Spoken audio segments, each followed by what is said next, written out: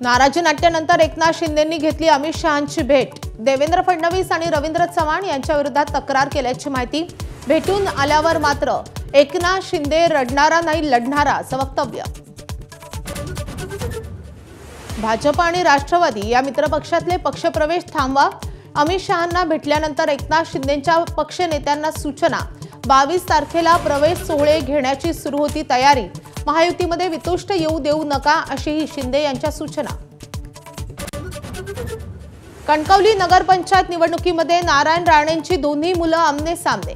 पक्षासाठी 100% देणार असं नितेश राणेंचं आव्हान, तर आपलेच आहेत तर समोर का असं निलेश राणेंचं प्रत्युत्तर। बुलढाण्यातल्या चिखलीमध्ये पत्नीला पेट्रोल टाकून जिवंत जाळण्याचा आरोप असलेल्या आरोपीला अजितदादांच्या राष्ट्रवादीकडून उमेदवारी। पोलीस बंदोबस्तात दाखल केली उमेदवारी। ठाकरे बंधूंचं युतीच्या दृष्टीनं मोठं पाऊल। मुंबईत मनसेला 70च्या आसपास जागा सोडण्याची उद्धव ठाकरेंची तयारी। जागा वाटपाची प्राथमिक चर्चा सुरू झाल्याची माहिती। पुण्यात आस्क ओल्ड एज होम संस्थेच्या वृद्धाश्रमाच्या आडमुठेपणामुळे 16 वृद्धांची फरफट। सलून रुग्णालयातल्या उपचारानंतर सारे वृद्ध अक्षरशः वाऱ्यावर। सांगलीच्या कुटुंबातील 10वीच्या मुलाची दिल्लीत आत्महत्या। शिक्षकांच्या जाचाला कंटाळून आत्महत्या करत असल्याची सुसाईड नोट। पोलिसांकडून प्राचार्य आणि 3 शिक्षकांविरोधात गुन्हा दाखल।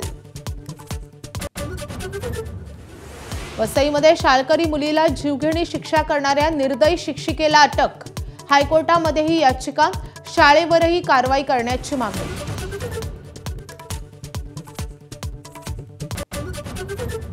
बिहारमध्ये पुन्हा एकदा नितीश राज। नितीश कुमार बिहारचे मुख्यमंत्री म्हणून 10व्यांदा शपथ घेणार।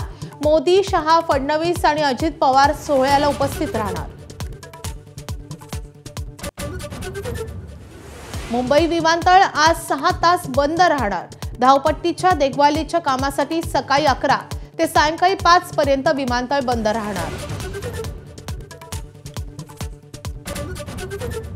भारताला 823 कोटी रुपयांची शस्त्रसामुग्री विकण्यास अमेरिकेची मंजुरी। 100 रणगाडाभेदी क्षेपणास्त्र, 25 हलकी लॉन्च युनिट मिळणार।